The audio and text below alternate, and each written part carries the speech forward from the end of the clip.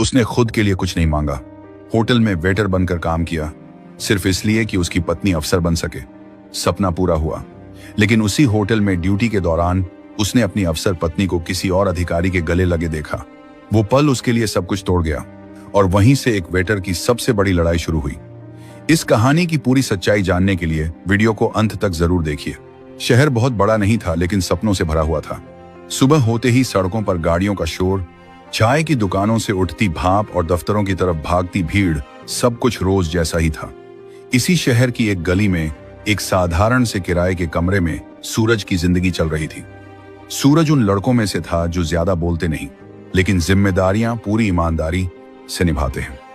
उम्र करीब 25 साल, चेहरे पर सादगी, आंखों में मेहनत की थकान और मन में बस एक ही चाह, जिंदगी ठीक ठाक चलती रहे।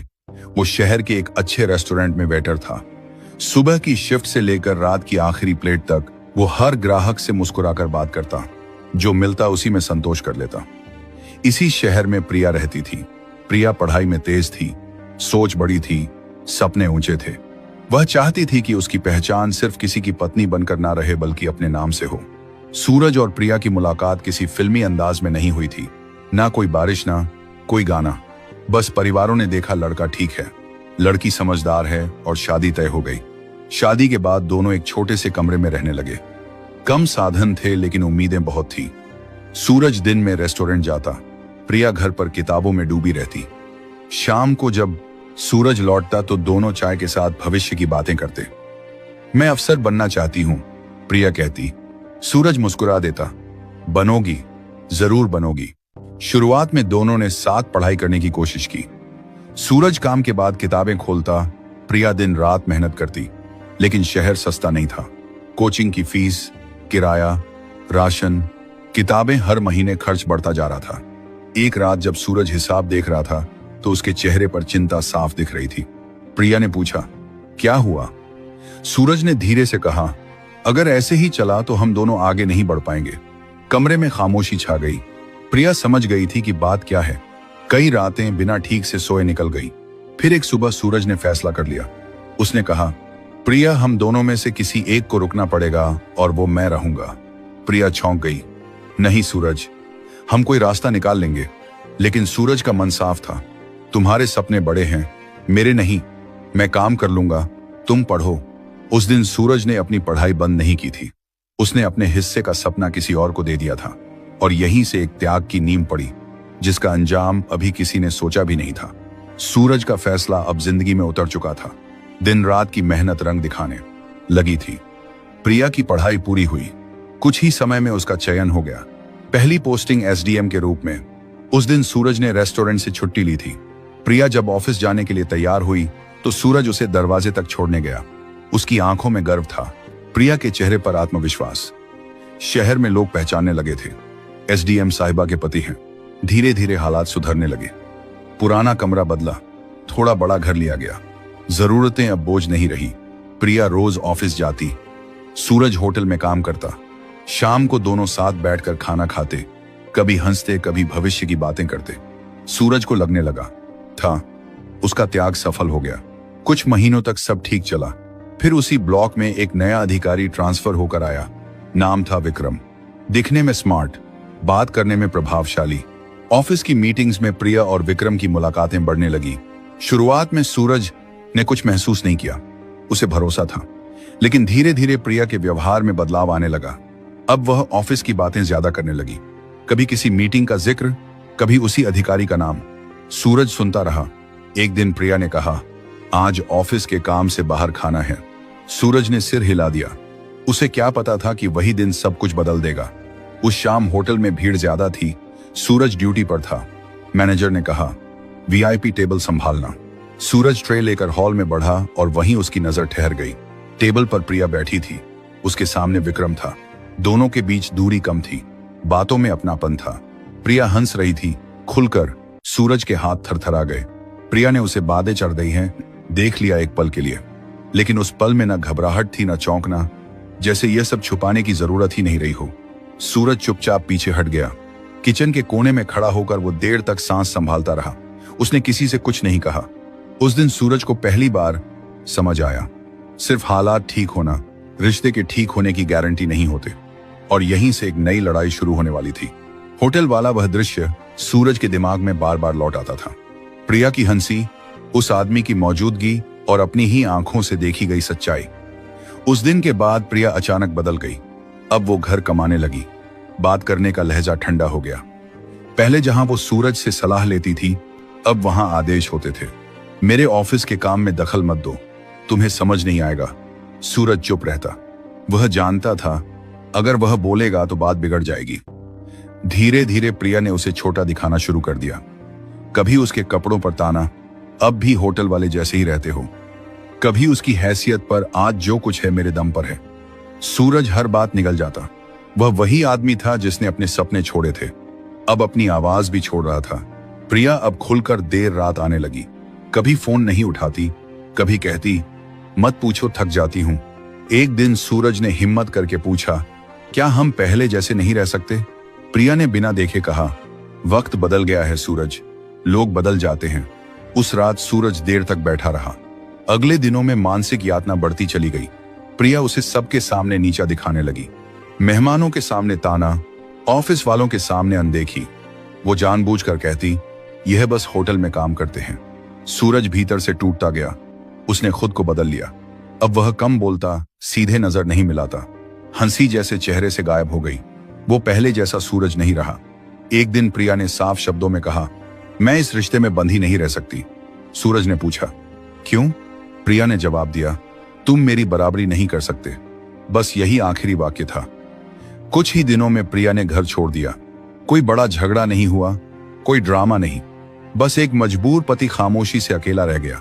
घर वही था, कमरे वही, लेकिन अब वहां एक आदमी रहता था जिसका आत्मसम्मान हर दिन थोड़ा थोड़ा मर रहा था।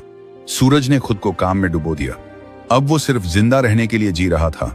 ना कोई शिकायत, ना कोई सवाल, लेकिन भीतर कहीं एक आग जल रही थी, और यही आग फ्रेंड कोर। प्रिया के जाने के बाद घर में अजीब सी खामोशी बस गई। सुबह अलार्म बजता, सूरज उठता, लेकिन अब उठने की वजह बदल चुकी थी। पहले किसी के सपने के लिए, अब सिर्फ अपने वजूद के लिए। वह फिर से होटल गया। वही काम, वही लोग, लेकिन अब वह अलग था। पहले जहां वह मुस्कुराता था, अब उसकी आंखें ज्यादा बोलती थीं। कई रातें उसे नींद नहीं आती। दिमाग में सवाल घूमते, क्या मेरी गलती थी? क्या त्याग करना कमजोरी बन गया? एक रात उसने खुद से कहा, अगर मैं यही रुक गया तो सच में हार जाऊंगा। अगले दिन उसने पुराने कागज निकाले, किताबें जो कभी बंद कर दी थी, धूल झाड़ी, फिर से पढ़ना शुरू किया। सुबह होटल, रात पढ़ाई। दिनों तक कोई बदलाव नहीं दिखा, लेकिन सूरज रुका नहीं। कभी कभी लोग समाज पढ़ाइए ताना मारते। पत्नी अफसर थी, छोड़कर चली गई। सूरज सुनता, चुप रहता। अब वह बहस नहीं करता था, वो खुद को गढ़ रहा था। शहर में वही हलचल थी, लेकिन सूरज की दुनिया अब एक कमरे तक सिमट गई थी। धीरे धीरे उसकी सोच बदलने लगी। अब वह सिर्फ दुखी पति नहीं था, वो एक सीखता हुआ आदमी बन रहा था। उसे समझ आने लगा, प्यार से बड़ा आत्मसम्मान होता है। उसने अपने व्यवहार में बदलाव किया। अब वो झुकता नहीं था, कम बोलता लेकिन साफ बोलता। कुछ महीनों बाद उसने नौकरी बदल ली। कम पैसे लेकिन समय ज्यादा। समय जो अब उसकी सबसे बड़ी पूंजी था। वह हर दिन खुद को थोड़ा बेहतर बनाता। कभी थकता, कभी टूटता, लेकिन रुकता नहीं। एक दिन उसने शहर की सड़क पर चलते हुए एक पोस्टर देखा, किसी प्रतियोगी परीक्षा का। उसने पोस्टर देर तक देखा, फिर मन ही मन कहा, शायद यही रास्ता है। उस रात उसने ठान लिया, अब जो भी होगा अपने दम पर होगा। वह जानता था आसान नहीं होगा, शायद कई साल लगेंगे, लेकिन अब उसके पास खोने के लिए कुछ नहीं था।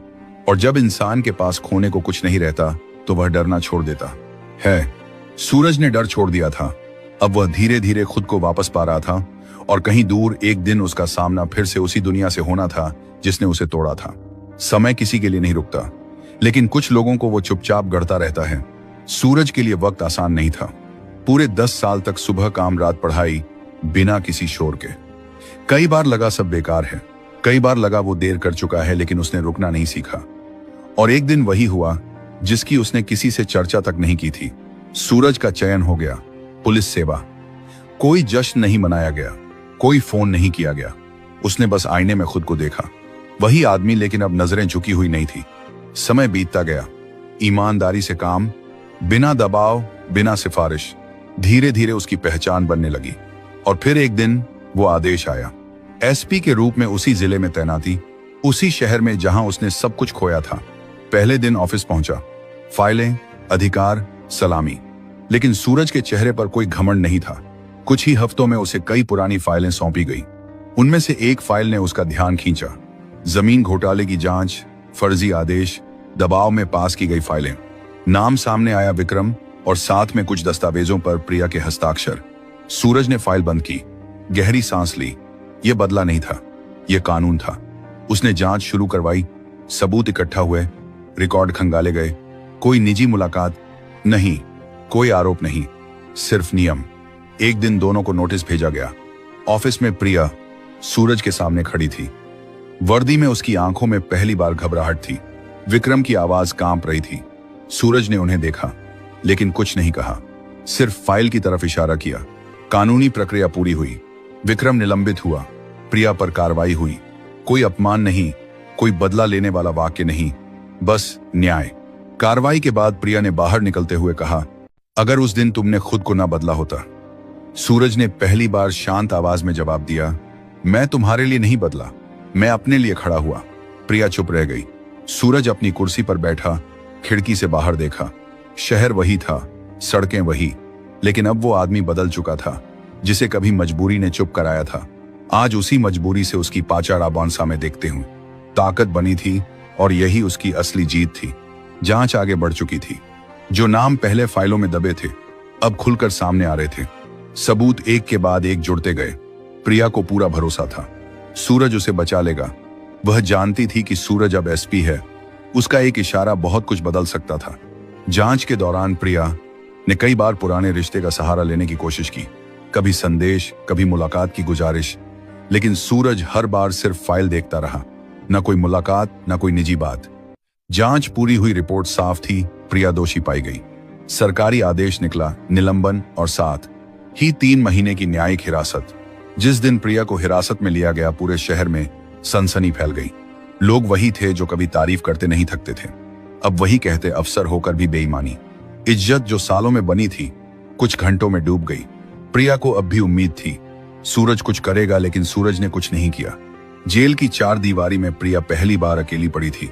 विक्रम भी अब उसके साथ नहीं था। जांच का दबाव बढ़ा तो वह चुपचाप उसकी जिंदगी से निकल गया। ना कोई फोन, ना कोई सहारा। प्रिया टूट चुकी थी। जेल से छूटने के बाद उसने आखिरी कोशिश की। वो सूरज के घर पहुंची। दरवाजा खुला, सूरज सामने खड़ा था, शांत, स्थिर। प्रिया की आवाज कांप रही थी, मैं गलत थी, लेकिन अब मेरे पास तुम्हारे अलावा कोई नहीं है।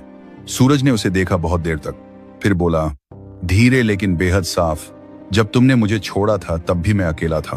प्रिया की आंखों में आंसू आ गए, तब तुम सही थी। सूरज ने आगे कहा, और आज मैं। प्रिया कुछ कहना चाहती थी, लेकिन शब्द नहीं बचे थे।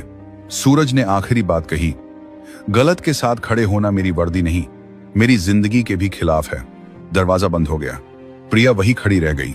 जिस आदमी को उसने कभी कमजोर समझा था, वही आदमी आज सबसे मजबूत निकला। और सूरज वो पीछे मुड़ा, अपनी कुर्सी पर बैठा और फाइल खोल ली। उसके लिए अब कोई बदला नहीं था, कोई पछतावा नहीं था, सिर्फ न्याय। और शायद यही उसकी सबसे बड़ी जीत थी। अगर यह कहानी आपके दिल को छू गई हो तो कमेंट बॉक्स में अपनी राय जरूर लिखें। साथ ही यह भी बताइए कि आप किस जगह से यह कहानी देख रहे हैं।